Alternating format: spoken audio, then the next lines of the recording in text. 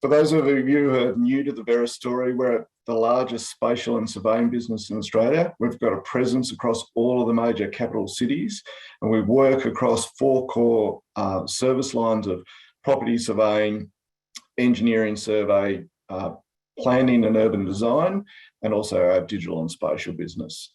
One of our strategic priorities and advantages has been our alliance with the Indigenous-owned surveying business, Woomera Group, which I'll talk a bit about later on. So can we go to the next slide? Provide a bit of a quick snapshot on our current corporate structure. We're approximately a $45 million market capitalisation, and we've currently got over $20 million of cash on hand and no net debt. When the new leadership team stepped into this business, and to give you a bit of a qualification, the share price at that point was 1.8 cents. And it's been a real journey of rebuild and growth over the last couple of years, also overlapping with the COVID period. Next slide, thanks. One of the key areas that we're focused on in our strategy has been working with a core set of and smaller number of key clients. And our focus really differentiates us from a lot of the small competitors across our industry.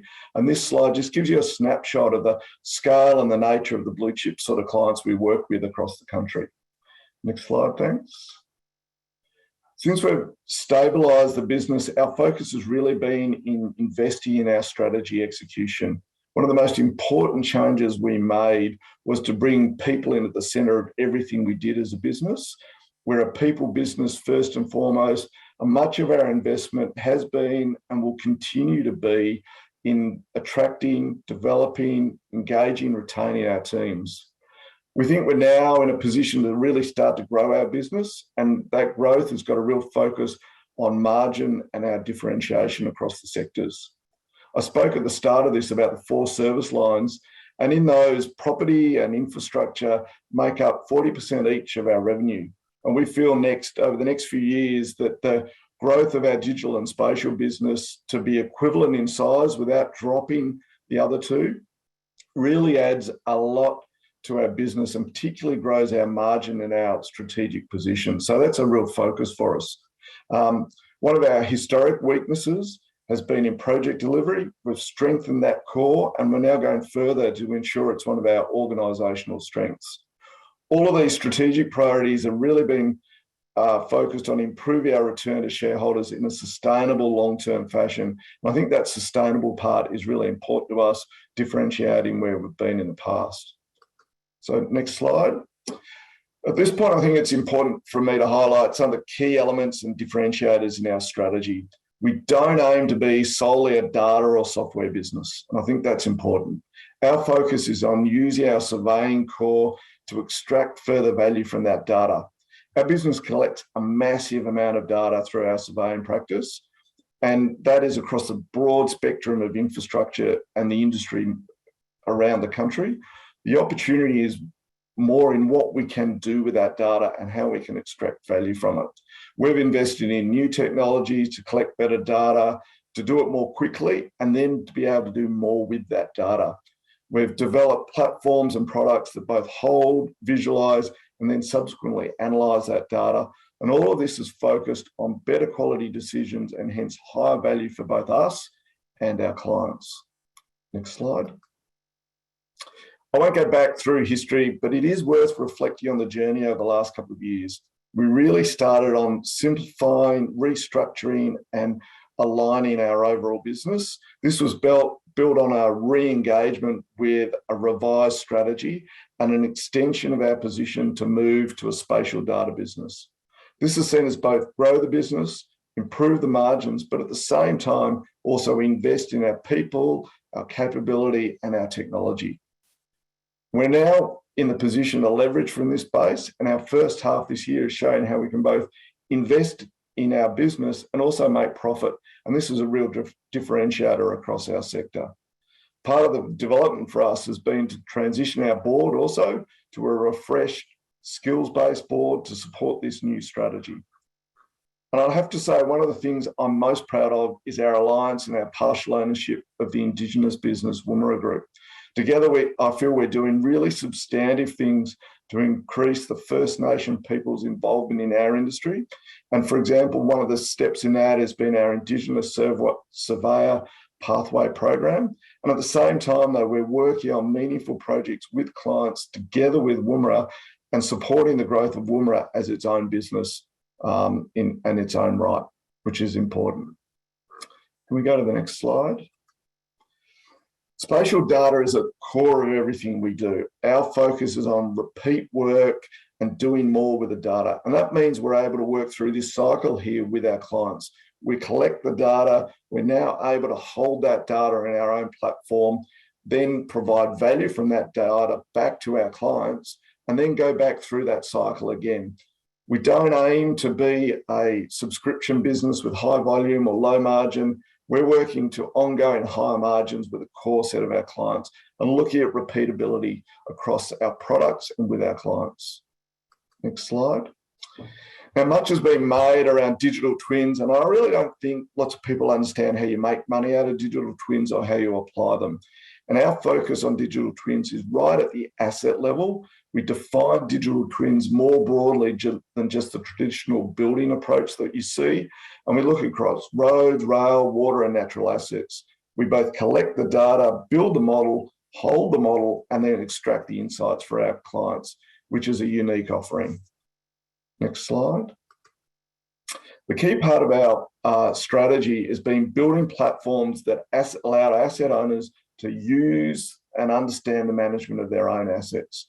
Roadside is an example of one of these platforms. It's aimed at road managers to quickly analyse their road condition and make good management decisions, both remotely. It gives them a visualisation and analytical capability to look at their asset, manage it, inspect it in the field, and it's a unique collection of our technologies and approach. Next slide. Our aim has been really not to talk about things we might be able to do in the future or while we go on as a business, but talk about the things we are already doing and how we're delivering for our clients. And these projects I've highlighted here are 3 projects that are all award-winning projects. They're unique approaches to digital twins, from a coastline to a storm or asset and a road asset under a cliff face. And they highlight our unique approaches to digital twins and the innovation and solutions we're bringing to the market with our clients. Next slide. Earlier this week, we released a trading update for Q2. So for the first time ever, Veris has been able to deliver quarter-on-quarter profitability. And this has been a really important focus for us to give that commitment to shareholders. And we've done this while continuing to grow both revenue and also at the same time invest in our strategy. And you can see that this is a material improvement on any prior comparable period, in terms of revenue and margin. And it shows the sustained progress we're starting to make. Next slide, thanks. One of the biggest changes for us over the last couple of years has been the transformation of our balance sheet. 3 years ago, we had significant net debt, and through COVID, we had to trade our way out of that position. Acura was a small communications-focused technology business that grew organically with a really good offering in the market within Veris. And we then sold that business on. And with that sale approximately 12 months ago, it's really allowed us to finish the process of consolidating our balance sheet and providing a strong platform for growth for Veris.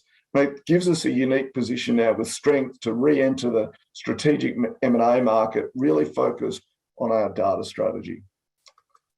Next slide, thanks.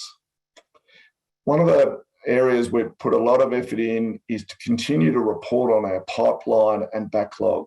And you can see we've now got a track record of growing both the pipeline and showing the conversion of that through to revenue.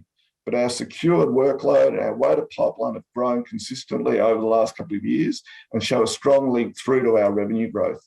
And this should give us all confidence in our outlook and the sustained performance and ongoing operational execution of our business. Next slide. One of the strengths we have is we're working across a range of sectors, all of which are continuing to grow, be it the mining and energy sector, which continues to grow. We all know the record investment in the infrastructure sector. Government continues to be strong for us. And defence is a good example of our key client focus. where defence was a zero client for us a number of years ago. It's now a material client. We've got huge upside and growth over the next couple of years and showing the focus and execution from our strategy. And the final slide, please. So in summary, I'd like to say we've built a good track record on delivering on our strategy and growing the performance of our business. Veris are pretty uniquely positioned with our scale, our capability, and a differentiated strategy in what is a large and growing market. The start to FY23 has shown that we can both grow and deliver profitability at the same time. And we've got confidence the ongoing execution of that strategy means we're able to deliver on long-term sustainable growth and profits and dividends for our shareholders. Thanks, Tim. Thank you, Michael. Fascinating story, a very impressive turnaround. Just starting with what is a digital twin? Can we go back a step there and just start there, if you don't mind? Yeah, that's a good question. I'll probably skim through that bit a bit, Tim. Look, a digital twin is effectively a representation of a real-world asset in the digital environment. And the key thing that a digital twin does is it's got to be connected back to the real world. So it's got some form of ongoing monitoring and ongoing connection. I think you see it a lot around buildings. People talk about building information management and the models you use to look at a building, but we've shown that you can use digital twins to model cliff faces, model stormwater assets, and allow clients to monitor them and manage that asset in an ongoing way. And can you talk us through your kind of pricing model, how long the contracts are? You know, maybe you don't have to get into details, but you said you're not a SaaS model. So how do the contracts work? Yes, there's a mix there for us. So we've got a very much a projects-based business, but we're trying to, our client focus is all about building repeatability with those clients. We have projects that are large infrastructure or mining energy projects that are time and expenses jobs, but might run for multiple years, and that we have large scale teams and delivering on an ongoing annuity basis with them. We also then have our smaller, higher margin, more digital businesses, which are focused on delivering a product and extracting value over time. So it gives us a good balance. The bigger long-term projects give this base load. And as we grow that digital business, it's having a big impact on our margins. And just going back to the first slide, your register were there, your share register. You had a significant shareholder there, you know, close to 20%. Can you give us some more colour on I think it was the Shirley Group, is that correct? Yeah, so Shirley are a WA-based business. They're a private group, hold a number of assets, both in Perth and up north. The key part of that group joined us very early in my time.